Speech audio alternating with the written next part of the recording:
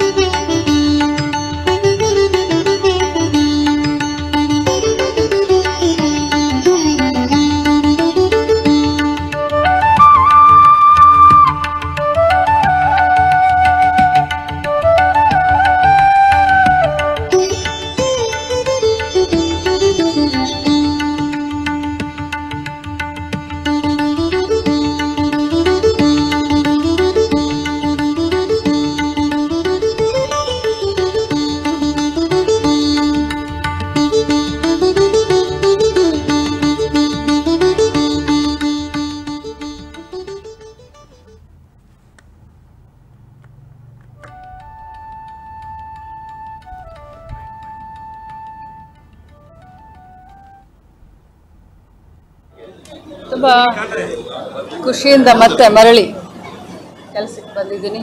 ಅಮ್ಮನವರ ಆಶೀರ್ವಾದ ತಗೊಂಡು ಮತ್ತೆ ನನ್ನ ಜವಾಬ್ದಾರಿಯನ್ನು ನಿಭಾಯಿಸಬೇಕು ಅಂತ ಹೇಳಿ ಮೊದಲು ದೇವಿಯ ಸನ್ನಿಧಿಯಿಂದನೇ ಶುರು ಮಾಡಬೇಕು ಅಂತ ಆಶೀರ್ವಾದ ತಗೊಂಡು ಮತ್ತೆ ತುಂಬ ಅದ್ಭುತ ಕಲ್ಪನೆ ಅದ್ಭುತ. ಅದರಲ್ಲೂ ಅವರ ಇತಿಹಾಸವನ್ನು ಹೇಳಿದರು ಮತ್ತು ಯಾವ ರೀತಿ ಈ ಒಂದು ದೇವಸ್ಥಾನ ಭಕ್ತರ ಒಂದು ಸಹಕಾರದಿಂದ ಆಗಿದೆ ಅನ್ನೋದ್ರ ಬಗ್ಗೆ ತಿಳ್ಕೊಂಡೆ.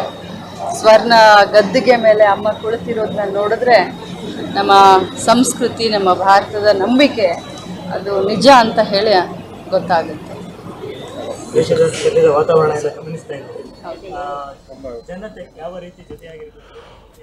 ಇದೇ ಸಂದರ್ಭದಲ್ಲಿ ಮಾತನಾಡಿದ ಲಕ್ಷ್ಮೀ ಹೆಬ್ಬಾಳ್ಕರ್, ಒಂದೇ ಎಂದರೆ ಎಲ್ಲರೂ ಮಾತರಂ ಅಂತ ಹೇಳ್ತೇವೆ. ಈಗ ದೇಶ ಸಂಕಷ್ಟ ಕಾಲದಲ್ಲಿದೆ. ವೈರಿ ರಾಷ್ಟ್ರ ನಮ್ಮ ಮೇಲೆ ಏರಿ ಬರ್ತಾ ಇದೆ.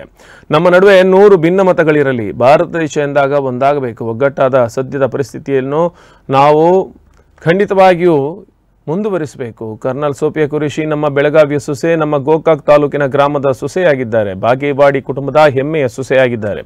ಆಕೆ ಬೆಳಗಾವಿಯವರು, ಕರ್ನಾಡಿನ ಸೊಸೆ ಅನ್ನೋದು ನಮಗೆ ಹೆಮ್ಮೆ. ಪ್ರತಿದಿನ ಅವರು ನೀಡುವ ವಿವರಣೆಯನ್ನು ಇಡೀ ವಿಶ್ವ ನೋಡ್ತಾ ಇದೆ. ಯಾವ ರೀತಿ ವೈರಿ ರಾಷ್ಟ್ರದ ಮೇಲೆ ಪ್ರಹಾರ ಮಾಡುತ್ತೇವೆ ಅನ್ನೋದನ್ನು ಪ್ರತಿದಿನ ವಿವರಿಸುತ್ತಿದ್ದಾರೆ. ವೈರಿಗಳು ನಮ್ಮ ಮೇಲೆ ಮಾಡಿದ ಪ್ರಹಾರವನ್ನು ಯಾವ ರೀತಿ ದೇಶ ಹಿಮ್ಮೆಟ್ಟಿಸಿದೆ ಎಂದು ವಿವರಿಸುವಾಗ ರೋಮಾಂಚನವಾಗುತ್ತದೆ ಎಂದರು. ಸೊಸೆ ಆಗಿದ್ದಾರೆ, ನಮಗೂ ಹೆಮ್ಮೆ ಅನಿಸುತ್ತೆ. ಬೆಳಗಾವಿಯವರು, ಕರುನಾಡಿನ ಸೊಸೆ. ಇವತ್ತು ಇಡೀ ವಿಶ್ವ ನೋಡ್ತಾ ಇದೆ. ಅವರು ಬ್ರೀಫಿಂಗ್ ಮಾಡೋದಾಗಲಿ, ಅವರು ನಮಗೆಲ್ಲ ಹೇಳ್ತಾ ಇದ್ದಾರೆ ಏನೇನು ನಡೀತಾ ಇದೆ, ಎಲ್ಲೆಲ್ಲಿ ಹೇಗೆ ಯಾವ ರೀತಿ ನಾವು ವೈರಿ ರಾಷ್ಟ್ರದ ಮೇಲೆ ಪ್ರಹಾರವನ್ನು ಮಾಡ್ತಾ ಇದ್ದೀವಿ ಮತ್ತು ಅವರ ಒಂದು ಏನು ಅವರು ನಮ್ಮ ಮೇಲೆ ಏನು ಮಾಡ್ತಾ ಇದ್ದಾರೆ, ಪ್ರಹಾರ ಮಾಡ್ತಾ ಇದ್ದಾರೆ, ಅದನ್ನೆಲ್ಲ ಯಾವ ರೀತಿ ಡಿಫ್ಯೂಸ್ ಮಾಡ್ತಾ ಇದ್ದೀವಿ ಅನ್ನೋದನ್ನ ಎಳೆಯಾಗಿ ಹೇಳ್ತಾ ಇದ್ದಾರೆ.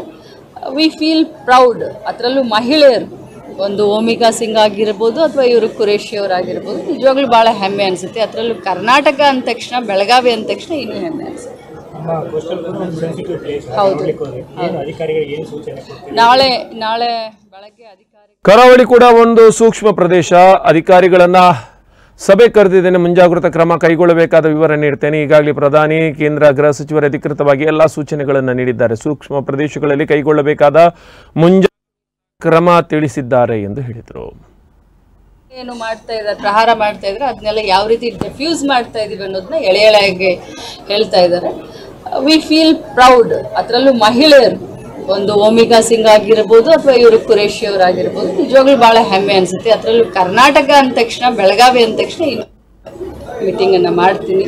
ಮುಂಜಾಗ್ರತೆ ಕ್ರಮ ಈಗಾಗಲೇ ಎಲ್ಲ ಐಡೆಂಟಿಫಿಕೇಶನ್ ಇಡೀ ದೇಶದಲ್ಲಿ ನಮ್ಮ ಪ್ರಧಾನಮಂತ್ರಿಗಳಾಗಿರ್ಬೋದು ಅಥವಾ ಹೋಮ್ ಮಿನಿಸ್ಟರ್ಗಳಾಗಿರ್ಬೋದು, ರಕ್ಷಣಾ ಸಚಿವರಾಗಿರ್ಬೋದು, ಈಗಾಗಲೇ ಎಲ್ಲ ಅಫಿಷಿಯಲ್ ಆಗಿ ಎಲ್ಲರಿಗೂ ಕೂಡ ಇಂಟಿಮೇಷನ್ ಕೊಟ್ಟಿದ್ದಾರೆ. ಎಲ್ಲಿ ಸೆನ್ಸಿಟಿವ್ ಪ್ಲೇಸಸ್ಗಳು ಎಲ್ಲೆಲ್ಲಿದ್ದಾವೆ, ಏನೇನು ಮುಂಜಾಗ್ರತೆ ಕ್ರಮವನ್ನು. ಇನ್ನು ಸಾಮಾಜಿಕ ಜಾಲತಾಣಗಳಲ್ಲಿ ದೇಶದ ಅವಹೇಳನ ವಿಚಾರವಾಗಿ ಪ್ರತಿಕ್ರಿಯೆ ನೀಡಿದ ಹೆಬ್ಬಾಳ್ಕರ್ ಅವರು, ಇಂತಹ ಮನಸ್ಥಿತಿ ಸಮಾಜಘಾತಕಗಳು ಕಠಿಣ ಶಬ್ದದಿಂದ ವಿರೋಧಿಸಬೇಕಾಗುತ್ತೆ. ಈ ಸಂದರ್ಭ ಮಾತ್ರವಲ್ಲ, ಯಾವ ಸಂದರ್ಭದಲ್ಲೂ ನಾನು ವಿರೋಧಿಸ್ತೇನೆ.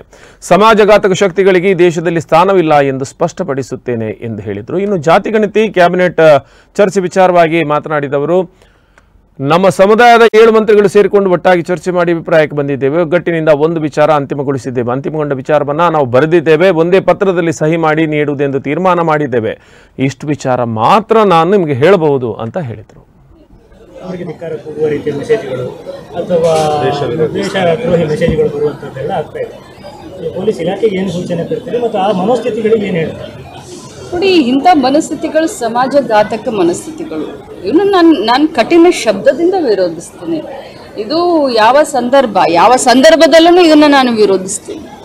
ಈ ರೀತಿ ಸಮಾಜಘಾತಕ ಶಕ್ತಿಗಳು ಭಾರತ ದೇಶದಲ್ಲಿ ಅವ್ರಿಗೆ ಸ್ಥಾನ ಇಲ್ಲ ಅಂತ ಹೇಳಿ ಬಯಸ್ತೀನಿ. ಏನಾದರೂ ನಿರ್ಧಾರಕ್ಕೆ ಬರಲಿಕ್ಕೆ ನಮ್ಮ ನಿಲುವು ಏನು ಹೇಳಿದ್ದೀರಿ? ಬರೆದು ಕೊಟ್ಟಿದ್ದೀರಾ ಅಥವಾ ಟೈಮ್ ಕೇಳಿದ್ದೀರಾ?